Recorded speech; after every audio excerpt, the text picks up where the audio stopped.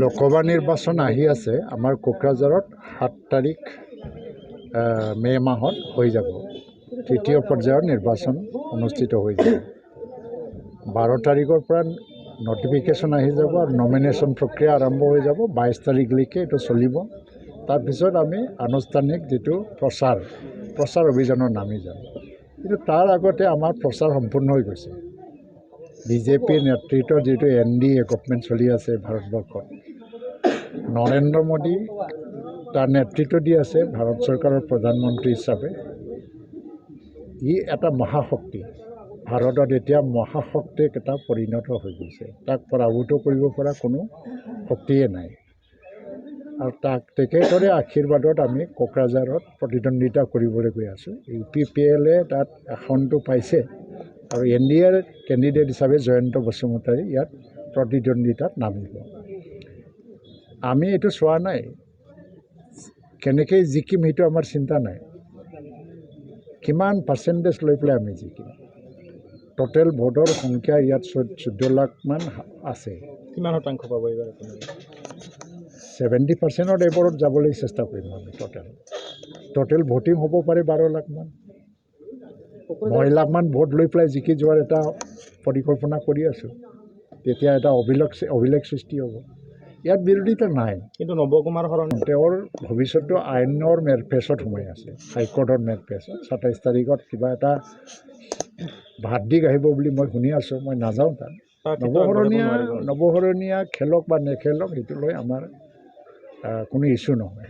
নৱশৰণীয়া মানে বড়ো কোনো হাৱা নাই। ই এটা ভুৱা প্ৰতিশ্ৰুতিৰে বড়োৰ বিভাজন ঘটাই দুবাৰ সাংসদ হৈছে। তেওঁ বহি থকাটোৱেই ভাল, কাৰণ আইনৰ মেৰপেচত সোমাই গ'ল। আৰু তেওঁ কেণ্ডিডেট হ'ব পাৰিনে নাই এইটোও মই ক'ব নোৱাৰোঁ। আৰু BPF এটা দোল-ঢাক বজাই আছে। ভিতৰে UDFৰ সমৰ্থন লৈ আছে। আৰু ভিতৰে ৰাহুল গান্ধী প্ৰধানমন্ত্ৰী বনোৱাৰ এটা চিন্তা চৰ্চা চলি আছে। সেইটোতো ভাৰতবৰ্ষতে সম্ভৱ নহ'ব, কাৰণ কংগ্ৰেছটো 50টা চিটো নাপাব ভাৰতবৰ্ষত। ইণ্ডি এলায়েন্সটো 100টা পাবনে নাই সন্দেহ আছে।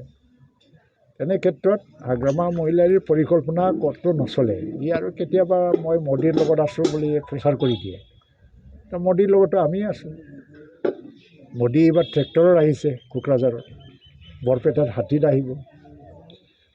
ট্ৰেক্টৰ মানে মোদীৰে আশীৰ্বাদত আমি খেলি আছোঁ। এইবাৰ কাৰণে ভাৰতবাসী ৰাইজ, অকল অসম বুলি নহয়, কোকৰাঝাৰ বুলি নহয়, ভাৰতবাসী ৰাইজে এইবাৰ বেলেগৰ নামত নহয়, মোদীৰ নামতে ভোট দিব।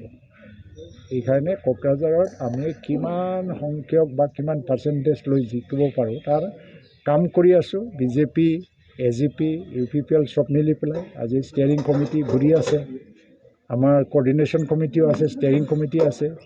BJPৰ আমাৰ দেউৰী প্ৰভাৰী হিচাপে মানাসত কাম কৰি আছে।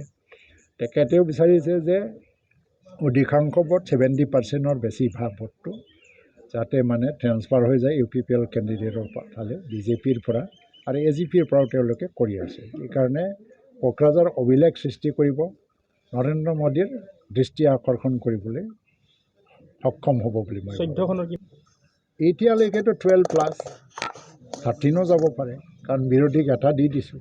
কোনকেইখন আসন আপোনালোকৰ হাতত নাই আজি ক'ব নোৱাৰি। আমি যুঁজি আছোঁ। নগাঁও আৰু ধুবুৰীৰ মাজত এটা সন্দেহ এটা চলি আছে। এতিয়া পৰিণামটো কি হ'ব। ধুবুৰীও যদি কিবা কাৰণত পৰাজিত হৈ যায়, নগাঁও জিকি যায় নেকি, এটা ধাৰণা লৈ আছোঁ আমি। কিন্তু তাতে চমৎকাৰ যদি ঘটি যায়, 14টাও যদি কেনেবাকৈ যায়, কাৰণ মানুহৰ যিটো চিন্তা পৰিৱৰ্তন ঘটি আছে, বাস্তৱতা চাই আছে। তথাপিও 12+ বুলি কৈছোঁ। মানে এইটো 100% বুলি কোৱাটো গণতন্ত্ৰত খুব মানে শুদ্ধ নহয়। নৱশৰণীয়াৰ যিখিনি ভোট আছিলে, ভোট শ্বেয়াৰ আছিলে, কিছু সংখ্যক কংগ্ৰেছৰ আছিল, যাব পাৰে কংগ্ৰেছৰ লগত।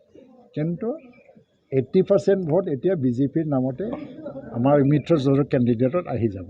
ইয়াত কোনো কথা নাই, নৱশৰণীয়া বুলি কোনো স্থিতি নাই ইয়াত।